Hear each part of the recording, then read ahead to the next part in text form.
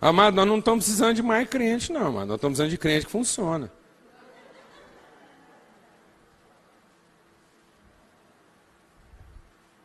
De que tamanho é uma igreja que pode mudar uma cidade? Eu vou te falar de que tamanho é uma igreja que pode mudar a vida de uma cidade. 2 ou 3.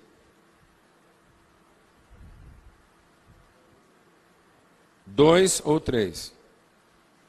Jesus entendia que se ele mandasse 2 homens para uma cidade, e esses homens tivessem uma relação que traduzisse o conhecimento deles de Deus,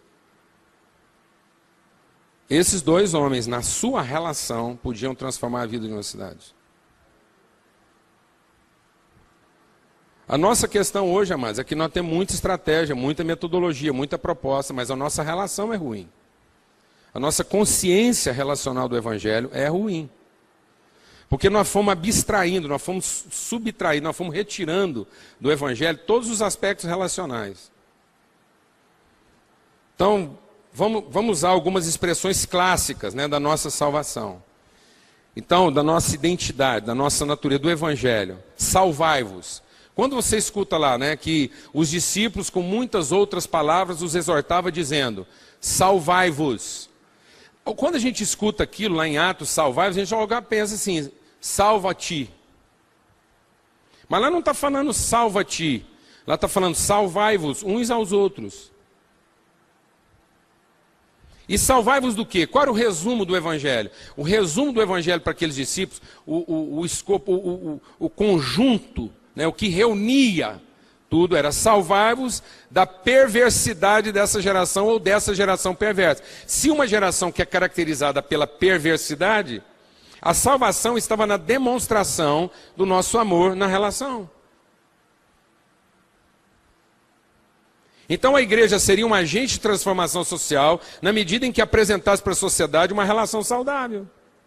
Pessoas que se amam e que compartilham a vida umas com as outras. Essa seria a melhor mensagem. E ela podia começar a partir de 2. Quando Deus pensou em encher o mundo com a sua glória, olha, amado, se a questão era encher no sentido quantitativo, estava fácil, era só Deus ter criado um batalhão de Adão e Eva. Não, amado, a proposta de Deus era mostrar para nós que era possível dominar a terra e influenciar e encher a terra com a glória a partir de uma relação. Mas onde não há uma relação, não há expressão de quem Deus é. Deixa Deus ministrar o seu coração. Deus não se revela através do indivíduo.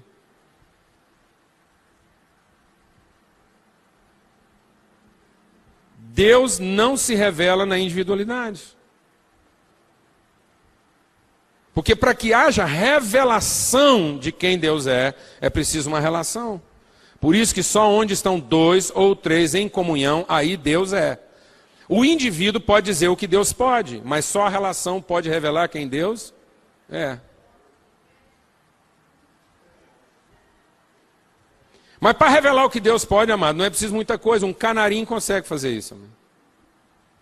Um papagaio consegue fazer isso. Você sabe qual é a diferença entre um canarinho e um líder de louvor? Você sabe qual é a diferença entre um papagaio e um pregador? São muitas. Quase todas a favor do canarinho e do papagaio. O líder de louvor e o pregador levam poucas vantagens. Aliás, eu acho que só tem uma vantagem. Mas é a que faz toda a diferença. Porque, amado, eu vou te falar uma coisa. O canarinho leva vantagem em quase tudo. Porque você nunca viu o canarinho, por exemplo, reclamando porque o outro não chegou no horário para o ensaio. Você nunca viu o canarinho reclamando que ele está cantando e ninguém está prestando atenção. Você nunca viu o canarinho aborrecido, nervoso, porque o outro entrou fora do tom e comprometeu o desempenho dele.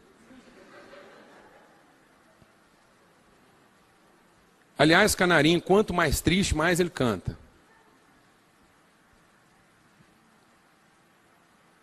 Amém? Então pensa se os nossos louvor fosse conduzido por um coral de canarinho. Era uma maravilha, mano. Não tinha que marcar ensaio, os caras já entram no tom, já sabem o que vai fazer, tudo tranquilo, não fica nervoso. Se o outro não vier, ninguém... Ah, não dá. Ó, você não faltou no ensaio, hoje você não canta. Não existe isso. Né? Entre os canários não tem essa crise. essa paranoia. E papagaio, então? Já pensou pôr papagaio para pregar? Você ensina uma doutrina para ele, ele repete aquilo o resto da vida. Não inventa doutrina, não cria heresia, não forma denominação. O cara vai lá, prega, acabou e pronto. Canta o hino nacional. Ele vai lá, canta o hino nacional certinho, não fica inventando. Alguém está entendendo o que eu estou falando ou não? Era uma maravilha. Mas por que não são os canários, nem são os papagaios, amado? Porque eles vão fazer tudo isso. E o que eles nunca vão ter é a consciência da relação. Eles fazem melhor do que nós, mas não têm a consciência de quem Deus é, quem eles são e quem são as pessoas afetadas por aquilo que eles estão fazendo. Eles não têm consciência relacional. Por isso eles mostram o poder. Mas para mostrar o poder até o capeta serve, amado. Se fosse só para mostrar o poder, bastava o capeta. Porque Paulo diz aos romanos que os vasos de ira foram levantados para revelar o quê? O poder. Mas nós fomos levantados para revelar o quê? A glória.